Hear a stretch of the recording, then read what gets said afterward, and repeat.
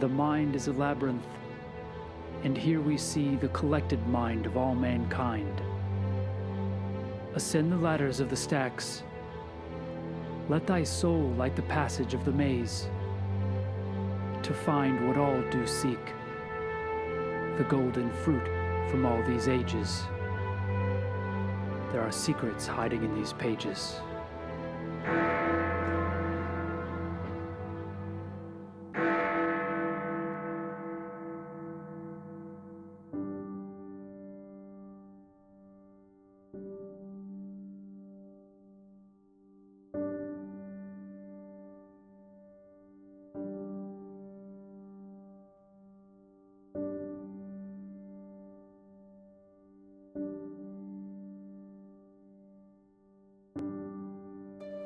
It was a common practice among the early Egyptians, Greeks, and Romans to seal lighted lamps in the sepulchres of their dead as offerings to the god of death.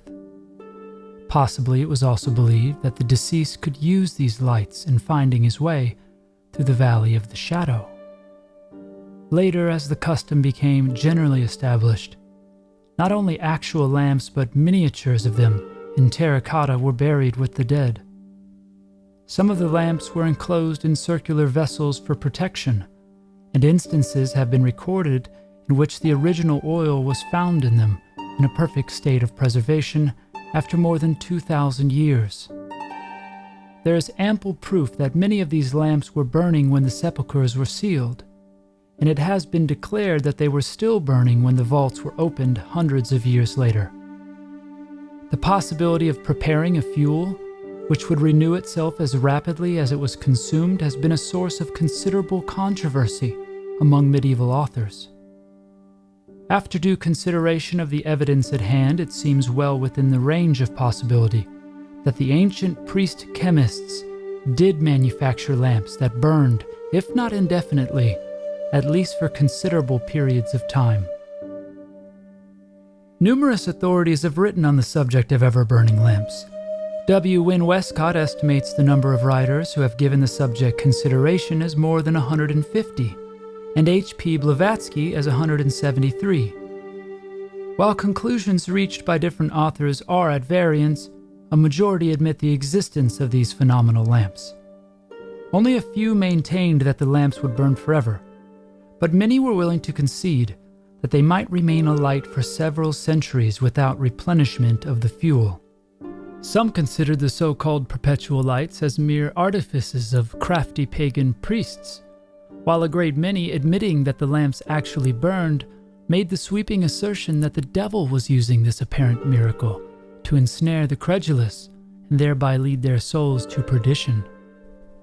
On this subject, the learned Jesuit Athanasius Kircher, usually dependable, exhibits a striking inconsistency. In his Oedipus Egyptiacus, he writes, "Not a few of these ever-burning lamps have been found to be the devices of devils, and I take it that all the lamps found in the tombs of the Gentiles dedicated to the worship of certain gods were of this kind, not because they burned or have been reported to burn with a perpetual flame, but because probably the devil set them there, maliciously intending thereby to obtain fresh credence for a false worship."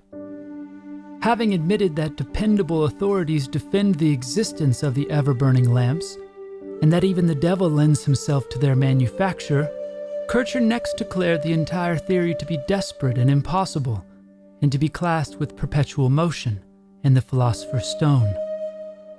Having already solved the problem to his satisfaction once, Kircher solves it again, but differently, in the following words. In Egypt there are rich deposits of asphalt and petroleum. What did those clever fellows, the priests, do then, but connect an oil deposit by a secret duct with one or more lamps, provided with wicks of asbestos? How could such lamps help burning perpetually? In my opinion, this is the solution of the riddle of the supernatural everlastingness of these ancient lamps. Montfaucon, in his book Antiquities, agrees in the main with the later deductions of Kircher, believing the fabled perpetual lamps of the temples to be cunning mechanical contrivances. He further adds that the belief that lamps burned indefinitely in tombs was the result of the noteworthy fact that in some cases fumes resembling smoke poured forth from the entrances of newly opened vaults. Parties going in later and discovering lamps scattered about the floor assumed that they were the source of the fumes. There are several interesting stories concerning the discoveries of ever-burning lamps in various parts of the world. In a tomb on the Appian Way, which was opened during the papacy of Paul III, was found a burning lamp which had remained alight in a hermetically sealed vault for nearly 1,600 years. According to an account written by a contemporary, a body, that of a young and beautiful girl with long golden hair, was found floating in an unknown transparent liquid and as well preserved as though death had occurred but a few hours before. About the interior of the vault were a number of significant objects, which included several lamps, one of them alight. Those entering the sepulchre declared that the draft caused by the opening of the door blew out the light, and the lamp could not be relighted. Kircher reproduces an epitaph, Tuli, Olii, Filii, Miai, supposedly found in the tomb, but which Montfaucon declared never existed, the latter adding that although conclusive evidence was not found, the body was generally believed to be that of Tulliola, the daughter of Cicero. Ever-burning lamps have been discovered in all parts of the world. Not only the Mediterranean countries, but also India, Tibet, China, and South America have contributed records of lights which burned continuously without fuel. The examples which follow were selected at random from the imposing list of perpetual lamps found in different ages. Plutarch wrote of a lamp that burned over the door of a temple to Jupiter Ammon. The priests declared that it had remained alight for centuries without fuel. St. Augustine described a perpetual lamp guarded in a temple in Egypt sacred to Venus, which neither wind nor water could extinguish. He believed it to be the work of the devil. An ever-burning lamp was found at Edessa or Antioch during the reign of Emperor Justinian. It was in a niche over the city gate, elaborately enclosed to protect it from the elements. The date upon it proved that the lamp had been burning for more than 500 years. It was destroyed by soldiers. During the early Middle Ages, a lamp was found in England which had burned since the 3rd century after Christ. The monument containing it was believed to be the tomb of the father of Constantine the Great. The Lantern of Pallas was discovered near Rome in AD 1401.